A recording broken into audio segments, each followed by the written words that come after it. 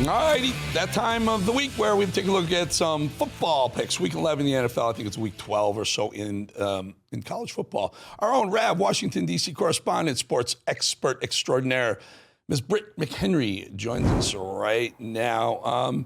Britt, let's just do the college game, just get it out of the way. Oklahoma, 11th ranked Oklahoma at 4th ranked Alabama. Alabama favored by 5.5.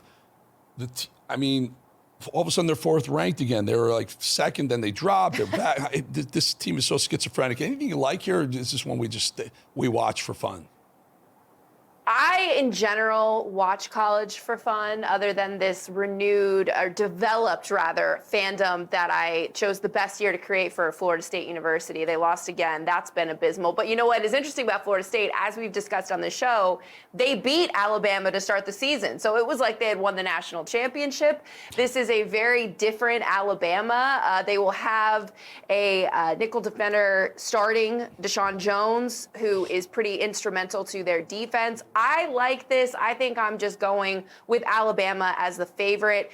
It has been up and down. It's been a roller coaster, but 4th ranked and you're having to play at Alabama, I'm giving them all the points and I'm taking them. I'll just throw this one at you, Britt. I'm going to throw this one at you. A little curveball, a little called an audible at the line, as we say, or as one of the Mannings, I can't remember which one, the Peyton Manning. Omaha, Notre Dame at Pittsburgh. Notre Dame's ranked 9th. It's a good team. Notre Dame's a tough team. But they're giving 12 to Pittsburgh, 22nd ranked team in the country. Give them 12.5 in Pittsburgh. Here, let me just tell you, I'm getting smoked this year in betting. I've had a couple great years. This year is not one of my. I'm inclined to take Notre Dame, but I think because I'm inclined to do that, I might bet Pittsburgh. Let's go.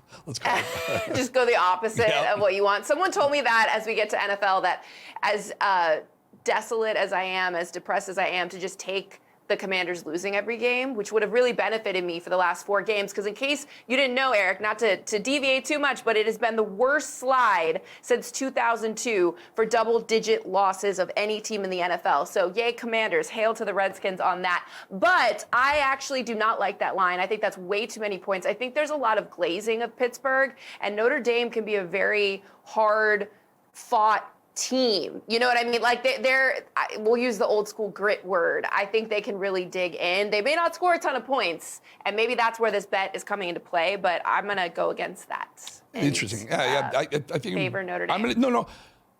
Well, no. Yeah, you're not going to give the 12.5. You're going to take Pittsburgh plus the 12. Yeah. That's what I'm saying, because I wanted Notre Dame. I think she's going to have to take. All right, let's do this. Let's jump to the NFL, because we love the NFL. Kansas City Chiefs at the Denver Broncos. Somehow they got this team, this Denver Broncos. They got this team playing football this year. What do you like here? Which one do you like here? I like Denver. Man, the Broncos, I just think this whole season, they have Bo Nix and they have such a resilient group. The biggest test that we discussed on this show and that I've seen out of the Denver Broncos was when they were getting wally-mopped by the New York Giants of all teams, which I'm sure we'll discuss in a minute, with only 2 wins. And what was it, 19-0 at halftime when they played them? And then they ended up coming back scoring, I believe, 33 points. Like, they're a team that can respond when they need to, which is something you will have to do against the Kansas City Chiefs when Kansas City face the Commanders on Monday Night Football, because it can't get more embarrassing for Washington, right? They responded with, 2 touchdowns in like 2 minutes and 30 seconds, like consecutive drives. They still have that offense. 28-0 when I looked up, because you know how I knew that, Britt? I had your Redskins. I bet them like literally in the first quarter. It was 21. I think they scored the 28th point in the beginning of the second quarter. They turned the game off. I'm like, okay, next. You got my money in that one. Next. Yeah, I leave at halftime now. That's been my go-to. Where do you go? I had tickets for Sunday, and I said, no, I'm sick. Where do you go? To a dark closet, a dark corner, and I just don't watch any of it. But I like Denver for that, for sure. That's just, it's such a complete team this year. Some good bars and restaurants in D.C. you can go to. How about this one? They see me too much, Eric. Detroit Lions.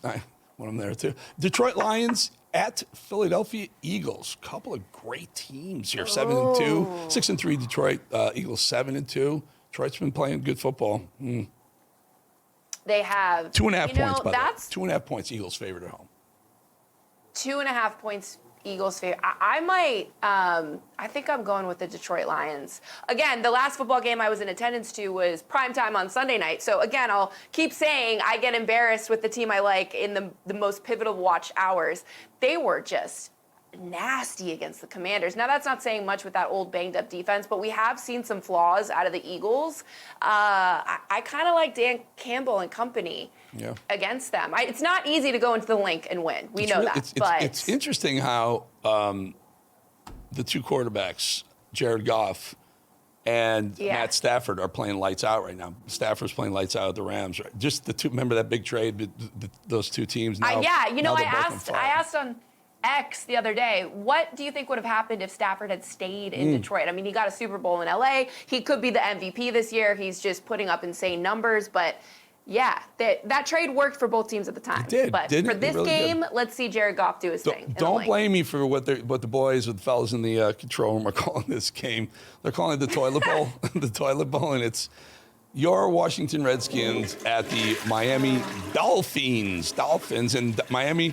What the heck? I will tell you, the reason why I'm going what the heck is because I had Buffalo Bills last week and woke up to see a goose egg.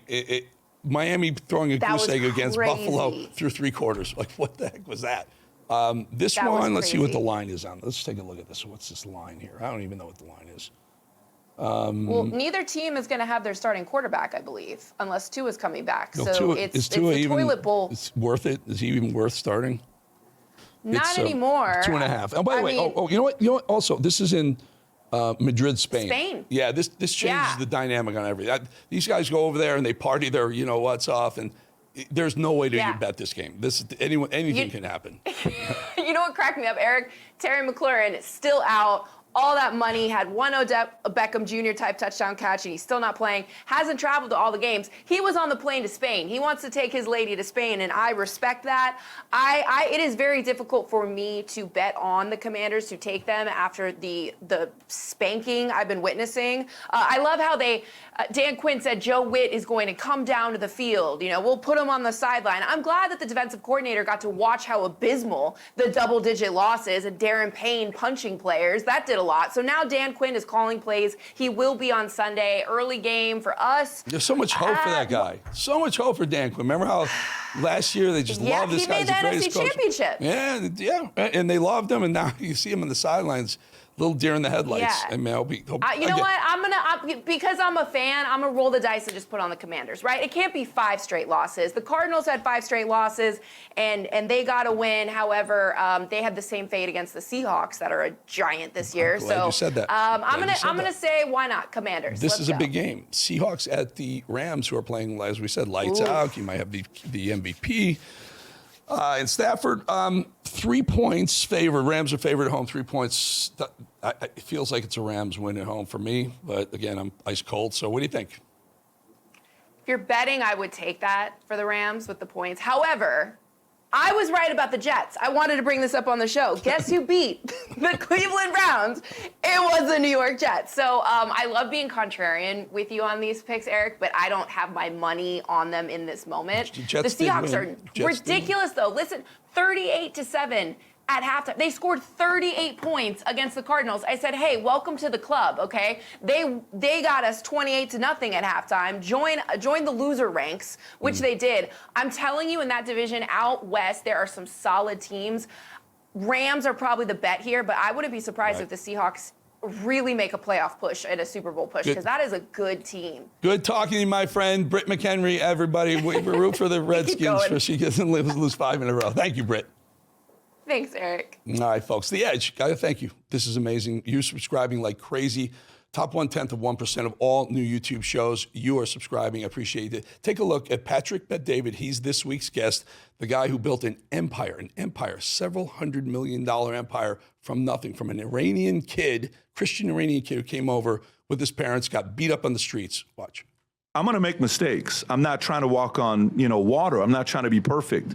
But there's an element of constantly trying to, overcome the next space you're going into that you're underestimated. And that kind of keeps you alive. That kind of keeps you on the edge. Keep you on that edge. I'll tell you, hit that QR code right there with your phone. Just subscribe. Never going to charge you. Never going to push anything. It just pushes us up. You're doing amazing things. At Eric Bolling on YouTube, The Edge. At Eric Bolling, The Edge on YouTube. Please subscribe. Keep it going. Keep the ball rolling. We love you. Appreciate your support. Subscribing is a huge support to me. Thank you very much. 2.5 minutes. We'll be right back.